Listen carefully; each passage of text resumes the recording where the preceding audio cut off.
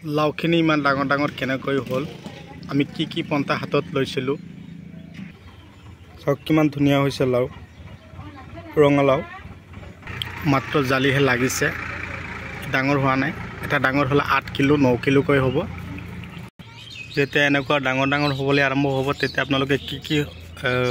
পদ্ধতি অৱলম্বন কৰিব কি পন্থা হাতত ল'ব লাগিব মই এ টু জেড কথাখিনি আপোনালোকৰ লগত আজি এই ভিডিঅ'টোৰ মাজেদি শ্বেয়াৰ কৰিম তো hello' friends welcome to my YouTube channel Hatim all is life তো বন্ধুসকল আজি মই পুনৰাই আপোনালোকৰ মাজলৈ আহিলোঁ আজি মোৰ আলোচ্য বিষয় হ'ব ৰঙালাও খেতিৰ বিষয়ে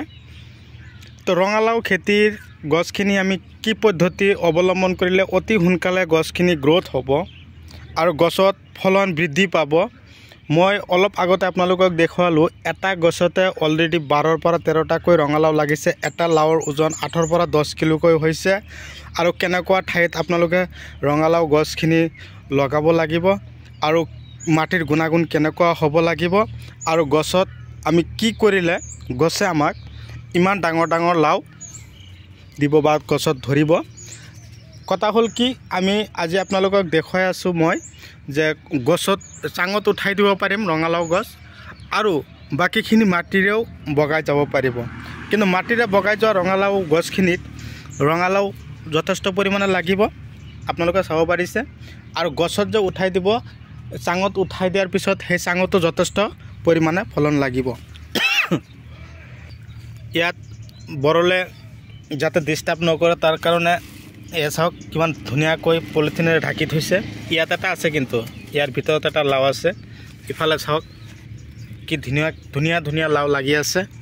ইফালে গছখিনি পুৰা হকত হৈ আছে মাটিৰে বগাই গৈছে ওপৰত আকৌ চাঙত উঠাই দিয়া হৈছে চাওক তো বন্ধুসকল আপোনালোকে যদি মোৰ চেনেলৰ নতুন ভিউয়াৰ্ছ হিচাপে আছে তেনেহ'লে মোৰ চেনেলটো ছাবস্ক্ৰাইব কৰি দিব আৰু কাষত থকা বেল ঘণ্টিটো লাহেকৈ বজাই দিব যাতে এনেকুৱা ধৰণৰ উন্নত ধৰণৰ ভিডিঅ' নটিফিকেশ্যনখিনি আপোনালোকে অলৰেডি পাই থাকে এতিয়া কথা হ'ল ৰঙালাও গছ লগোৱাৰ আগতে আপোনালোকে কি পন্থা হাতত ল'ব ৰঙালাও গছ আজিকালি ধৰক আমাৰ অসমীয়াৰ চব্জিৰ ভিতৰত প্ৰথম স্থান দখল কৰিছে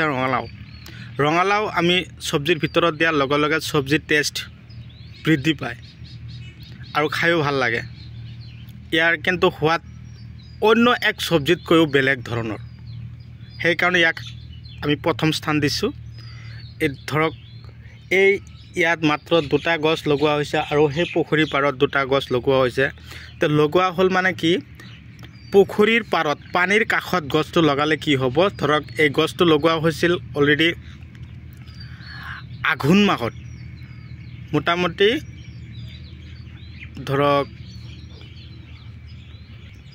আপোনালোকে লগাব কোনটো সময়ত আগতীয়াকৈ যদি আপোনালোকে ৰঙালাও খাম বুলি ভাবিছে তেনেহ'লে আপোনালোকে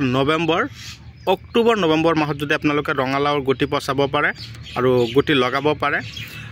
তেনেহ'লে আপোনালোকে মই দিয়া ভিডিঅ'ত ৰঙালাওখিনি যে দেখুৱাইছোঁ আপোনালোকে তেনেকুৱা ধৰণৰ ৰঙালাও চাব পাৰিব বা গছত ধৰাব পাৰিব তো বন্ধুসকল মই আৰু দেৰি নকৰোঁ মই এতিয়া ৰঙালাও গছত কি পন্থা অৱলম্বন কৰিলে গছত যথেষ্ট পৰিমাণে ফলন ধৰিব আৰু ৰঙালাও গছত ৰঙালাওখিনি আমি কেনেকৈ ডাঙৰ দীঘল কৰাব পাৰোঁ গছৰ গ্ৰথ কেনেকৈ হ'ব তাৰ কাৰণে কি ভিটামিন কি ঔষধ আমি খেতিত বা গছত স্প্ৰে কৰিব লাগিব তো সবিশেষ আলোচনা কৰিবলৈ গৈছোঁ আপোনালোকৰ সহায় সহযোগিতা কামনা কৰি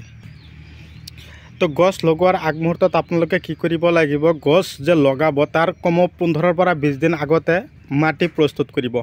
ওখ এঢলীয়া মাটি হ'ব লাগিব অম্লতা বেছি থকা হিউমাযুক্ত মাটি হ'লে ৰঙালাও গছৰ বাবে বৰ উপযোগী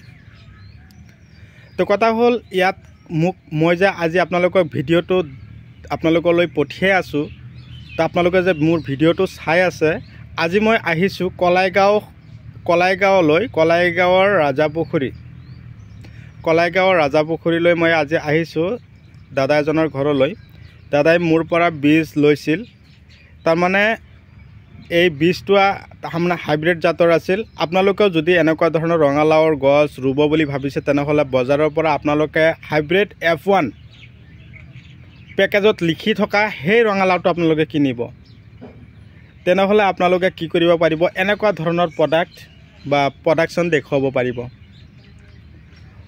ধৰক কেৱল ৰঙালাওৱে নহয় বেলেগ বেলেগ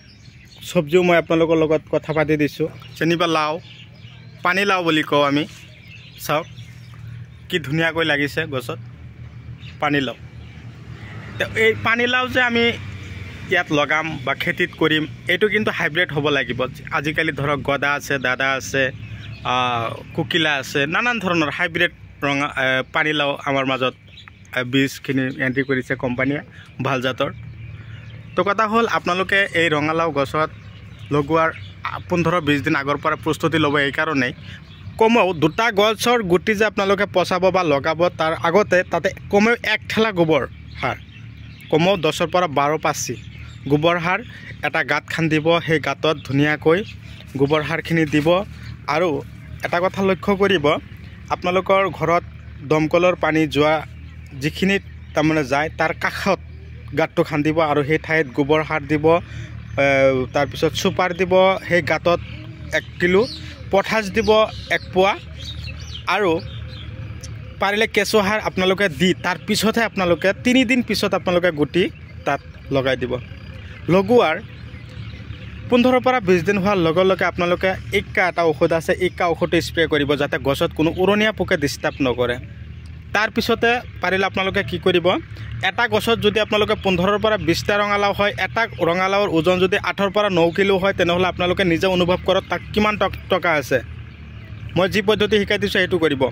লগতে আপোনালোকে ডেলিগেট এটা কিনি আনি ঘৰত ৰাখিব ডেলিগেট ঔষধটো গছত দিয়াৰ লগে লগে কোনো ধৰণৰ পোকে আৰু ডিষ্টাৰ্ব কৰিব নোৱাৰে লগতে আপোনালোকে যদি পাৰে ডাঠ এটা ঔষধৰ দাম মাত্ৰ 100 টকা ল'ব ডাঠ এই ঔষধটো স্প্ৰে কৰিলে কি হ'ব আৰু যদি পাৰে ডাঠ বিচাৰি নাপায় তেনেহ'লে আলিকা এটা ঔষধ আছে সেই আলিকা ঔষধটো স্প্ৰে কৰিব এই আলিকা ঔষধটো স্প্ৰে কৰিলে কি হ'ব গছত এনেকুৱা ধৰণৰ ৰঙালাও লাগি থাকিব এই লাগি থকা ৰঙালাওখিনিত তাৰমানে বৰলে হ'লে বিন্ধা দি নিবিন্ধায় তেতিয়া আপোনালোকৰ ৰঙালাওখিনি মোটামুটি ডাঙৰ হ'বলৈ আৰম্ভ কৰিব কোনো প্ৰব্লেম নাই তো কথা হ'ল দেৰি নকৰোঁ মই আজি আপোনালোকক ফাৰ্ষ্ট টাইম দেখুৱাই দিম কাটিং ৰঙালাও গছ বেছিকৈ দৌৰি থাকিলে ৰঙালাও প্ৰডাকশ্যন কম হ'ব এটা কথা তাৰ কাৰণে আপোনালোকে গছৰ আগখিনিত কাটিং কৰি দিব লাগিব তে কাটিং কেনেকৈ কৰিব কাটিং 3টা পদ্ধতিত আছে এটা হ'ল 1G কাটিং 2G কাটিং আৰু 3G কাটিং সেই কাটিং মই সিদিনাখন আপোনালোকক ভিডিঅ' এটাৰ মাজেদি আপোনালোকক মই বুজাই দিছিলোঁ তো কেৱল মাটিৰে বগাই গৈ থাকিব আপোনালোকে কেৱল ভাঙিব শাক ভাজি খাব সেইটো নহয় তাক ডাইৰেক্টলি কাটিং কৰি দিয়ক এটা আগৰ পৰা যাতে কম 50টা বা 30টা মান আগ ওলাই যায় চাওক কিমান শকত আগবিলাক তাৰ কাৰণে আপোনালোকে কাটিং কৰিব কাটিং কৰাত চাব এটা আগৰ পৰা যেতিয়া 30টা মান আগ ওলাব তেনেহ'লে এটা আগত যদি এটাকৈ ৰঙালাও লাগে তেনেহ'লে 30টা ৰঙালাও লাগিব আপোনালোকে অনুভৱ কৰক সেইকাৰণে মই আপোনালোকক কাটিং কৰিবৰ কাৰণে প্ৰথম অৱস্থাত ল'ব লাগিব এটা হাতিয়াৰ ল'ব লাগিব কেঁচি মই আনিছোঁ আজি এইটোৰে মই কাটিং কৰি দিম মই প্ৰথমতে কি কৰিম গছৰ তাৰমানে ফাৰ্ষ্ট আগ কোনটো আছিল সেইটোৰ ওচৰলৈ যাম কাটিং কৰি দিয়াৰ লগে লগে চাব পাৰিছেনে এই সৰু সৰু আগবিলাক ওলাইছে এই সৰু আগবিলাকত কিন্তু ৰঙালাও বেছি লাগে এই চাওক ইয়াৰ পৰা যে আগ এটা ওলাইছে ওচৰতে কিন্তু লগতে কিন্তু ৰঙালাও চাব পাৰিছে ইয়াত এটা ৰঙালাও লাগিছে ইয়াৰ ওচৰতে কিন্তু সৰুকৈ আগ এটা ওলাইছে তাৰ কাৰণে মই কাটিং কৰি দিছোঁ এইটো হ'ল গছৰ মেইন ফাৰ্ষ্ট ইয়াত মই প্ৰথমতে কি কৰিম তো মই যে কৈ আছোঁ যে দাদা বাইদেউসকল আপোনালোকক মই কথাটো কৈ আছোঁ যে আপোনালোকৰ চাব আমাৰ পুৰণি মানুহখিনিয়ে কি কৰিছিল গছ গছনি যেতিয়া চাং গৈ পাইছিল তেতিয়া লাহেকৈ আগটো ভাঙি দিছিল সেইটোৱে কিন্তু কাটিং আছিল কিন্তু বৰ্তমান মানুহ আমাৰ তাৰমানে বয়সীয়াল মানুহখিনিও কিন্তু গছত কেৱল চাই থাকোঁ মোৰ বয়সীয়াল যিবিলাক আছে কিন্তু এইবিলাক বুজি নাপাওঁ যে কাটিং বস্তুটো কি তো মই আপোনালোকক যে কৈছোঁ যে কাটিং নকৰিলে কিন্তু গছৰ ফলনো বৃদ্ধি নহয় সেইকাৰণে মই কাটিংটো দেখুৱাই দিছোঁ এয়া চাওক ইয়াত এটা ৰঙালাও নিশ্চয় লাগিছে সৰু ইয়াত এটা নিশ্চয় লাগিছে এই ফলনবিলাক যদি আপোনালোকে কাটিং কৰি নিদিয়ে তেনেহ'লে আগবিলাক যদি কাটিং কৰি নিদিয়ে তেনেহ'লে সেই ফলনবিলাক কিন্তু ডাঙৰ নহ'ব এই সৰুৱে থাকিব শুকাই থাকিব তাৰ কাৰণে মই কাটিং কৰি দিছোঁ প্ৰথমতে আপোনালোকক দেখুৱাই দিম মই 1G কাটিং 1G কাটিং একেবাৰে সহজ সাধ্য কথা লাহেকৈ চিধাকৈ আপোনালোকে ইয়াত কি কৰিব এয়া চাব পাৰিছে এটোৰ কাষত নহয় অলপ দূৰত মিনিমাম 2 আঙুল ডিষ্টেন্স ৰাখি লাহেকৈ কাটি দিব 1G কাটিং হৈ গ'ল নিশ্চয় বুজিব পাৰিছে এতিয়া মই কম 2G কাটিং 2G কাটিং কেনেকৈ কৰিব 2G কাটিং কৰিবলৈ হলে কি কৰিব লাগিব এটা গছৰ পৰা দুটা আগ ওলাব লাগিব এই আগ দুটা ওলোৱাৰ লগে লগে তাৰে মই বুজাই দিছো 2G কাটিং কেনেকৈ কৰিব লাগে এটা গছৰ এটা আগৰ পৰা দুটা আগ ওলাইছে তাতে মই কাটিং কৰিম এতিয়া ইফালে চাওক এইটো হল মেন গছৰ ফাৰ্স্ট দুগা আছিল গছৰ আগ আৰু ইফালে দি হি বগাই বগাই গৈছে ইয়াত মই ইয়াৰ আগটো ইয়াত চাব পাৰিছে আপোনালোকে এয়া চাওক সৰুকে ৰঙালাও লাগিছে ইয়াৰ আগটো আপোনালোকে লাহেকে ইয়াত কাটি দি দিয়ক বাস আৰু ইয়াৰ আগ ক'ত আছে হেতু আগতো আপুনি কাটি দিব হেতু 2G কাটিং নিশ্চয় বুজিব পাৰিছে মোৰ কথাখিনি ইয়াৰ আগটো কাটি দিলে আৰু ইয়াৰ আগত এটো মেন আগটো কোন ফালে গৈছে সেই আগৰ আগটো কাটি দিব হেতু হ'ব 2G কাটিং আৰু এটা চাব এটা গছতে তিনিটা আগ ওলাইছে কিন্তু তিনিটাৰ আগ কাটি দিব তাৰ মাজৰ পৰা যিমান ওলাইছে হিবিলাকৰ আগ কাটাৰ কোনো প্ৰয়োজন নাই তিনিটা আগ যেতিয়া কাটি দিব তেতিয়া আপোনালোকে হে চাব পাৰিব যে হেতু 3G কাটিং মই আপোনালোকক দেখুৱাই দিম বাৰু এটা গছৰ পৰা তিনিটা এ চাওক এটা দুটা ইফালে এটা আইছে তিনিটা কিন্তু ইয়াৰ মাজতে সৰু সৰু ৰঙালাও লাগিছে কোনো কথা নাই ইয়াৰ আগটো লাহেকে ইয়াত কাটি দিয়ক কাটিং কৰি দিয়ক